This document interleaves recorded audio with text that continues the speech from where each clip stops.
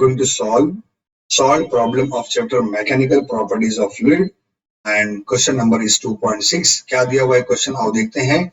What should be the diameter of water drop so that the excess pressure inside it 80 Newton per meter square and the surface tension of water is given 7.27 into 10 raised to minus 2 Newton per meter. तो बच्चों excess pressure कितना दिया हुआ है, P I minus P naught, जो given value है मैंने लिख दिया हूं 80 newton per metre square and surface tension is also given 7.27 into 10 raised to minus 2 newton per metre. ठीक है, and we have to find the radius, diameter, हमको diameter चाहिए. देखो we have to find the diameter of water drop. तो बच्चों पहले मैं आपको कुछ बातें समझाता हूँ. ये देखो, ये पानी की बूंद, वाटर ड्रॉप, ठीक है, मान लो ये पानी की बूंद है. ठीक है, पानी की बूंद अंदर से पूरी भरी हुई होती है. देखो ड्रॉप में और बबल में फर्क है. बबल अंदर से खोखला होता है, ड्रॉप अंदर पूरा पानी भरा हुआ होता है. और पानी भरा हुआ, इसके अंदर इनसाइड प्रेशर है डिनोटेड बाय पी आई, कुछ ना कुछ अंदर प्रेशर, और बाहर की साइड जो प्रेशर वो होता है पी नॉट. ठीक है, आउटसाइड प्रेशर, इनसाइड प्रेशर. बच्चों हमेशा इनसाइड प्रेशर ज्यादा होता है, मतलब P I minus P not, और आउटसाइड प्रेशर कम होता है. तो ज्यादा कितना, P I minus P naught, which is called excess pressure. इसे क्या कहते हैं, एक्सेस प्रेशर. ठीक है, तो बच्चों अगर आपने इसका थ्योरी देखा है, डेरिवेशन देखा है, तो आपको एक्सेस प्रेशर क्या होता है ये भी मालूम है. और एक्सेस प्रेशर का ड्रॉप का formula, we have formula for excess pressure of drop, how much it is, P I minus P naught which is equal to 2t upon are.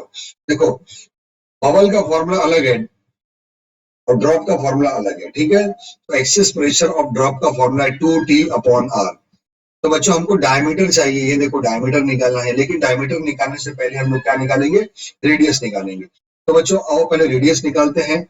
ये क्या हो जाएगा आप देखेंगे, ये हो जाएगा r is equal to 2t upon P I minus P naught. ठीक है, तो 2 इंटू टी का वैल्यू हमको मालूम है, सरफेस टेंशन कितना दिया हुआ है, it is 7.27 into 10 raised to minus 2. और बच्चों excess pressure is how much given, 80 newton per metre square. तो ये लिख दिया हमने 80. ठीक है, तो बच्चों इसको हम लोग जो है कैंसिल कर सकते हैं. देखो 2 का 2, 2 चौक 8, ये हो गया 40, है ना. और इसको हम लोग पावर में भी अरेंज कर सकते हैं. देखो 7.27 इंटू 10 raised to minus 2, और इसको मैं लिख देता हूँ 40 को मैं लिख देता हूँ 4 इंटू 10. ठीक है, ये 10 बच्चों ऊपर जाएगा तो 10 raised to minus 1 हो जाएगा.